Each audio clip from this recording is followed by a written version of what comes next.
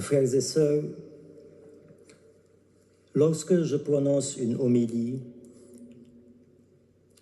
je ne cherche pas simplement à remplir mon devoir de prêtre. Je ne cherche pas juste à remplir une formalité, à cocher la case homélie dans la liste des étapes de la messe. Non.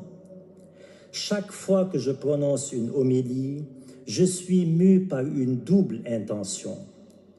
Première intention, c'est de raviver en nous la grandeur de l'identité chrétienne, de raviver en nous la fierté positive d'être chrétien, c'est-à-dire d'être disciple de l'amour de Dieu fait chair en Jésus-Christ.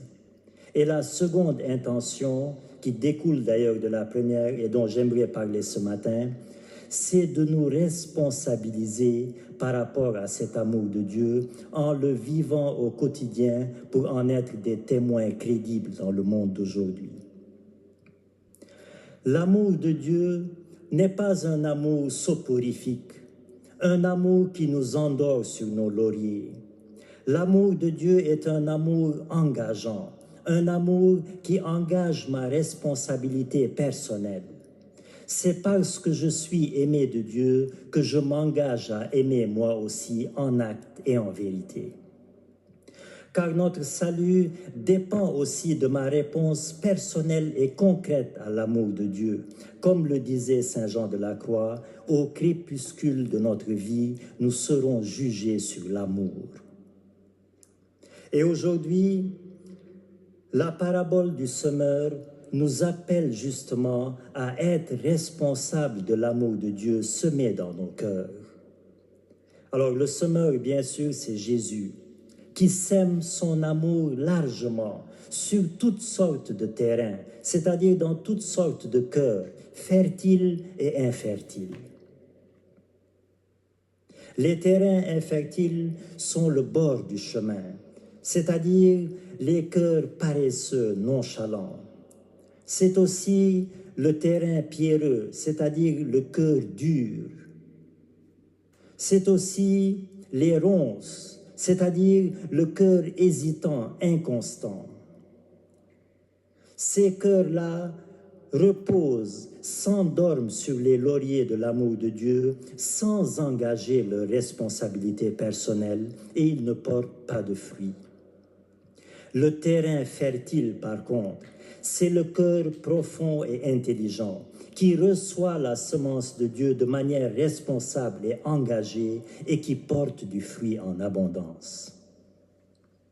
Que c'est dommage, frères et sœurs, que c'est dommage qu'un chrétien devienne un terrain infertile, c'est-à-dire un bord du chemin, recevant l'amour de Dieu, mais rendant son cœur nonchalant, paresseux à l'exercice de l'amour. Ou encore un terrain pierreux, c'est-à-dire recevant l'amour de Dieu, mais rendant son cœur dur comme pierre envers son prochain.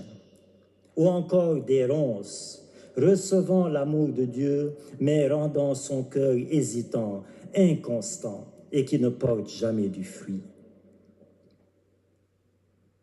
Frères et sœurs, lorsque je paraîtrai devant le Seigneur au dernier jour et qu'il me demande « Qu'as-tu fait de l'amour que je t'ai donné sur la croix ?»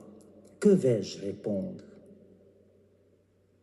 Alors, frères et sœurs, prenons l'amour de Dieu au sérieux. Ne rendons pas vain le sang du Christ versé pour nous.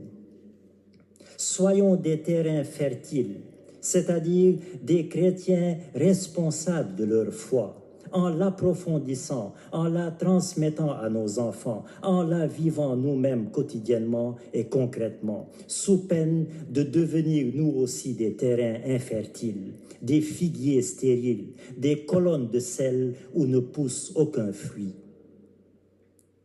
Alors, demandons aujourd'hui par cette Eucharistie et demandons-le sincèrement que cet amour de Dieu qui est semé dans nos cœurs et tantôt dans la communion eucharistique, Que cet amour de Dieu nous responsabilise davantage pour porter des fruits chrétiens en abondance par la grâce du semeur universel, la grâce du semeur tout-terrain, Jésus-Christ notre Seigneur. Amen.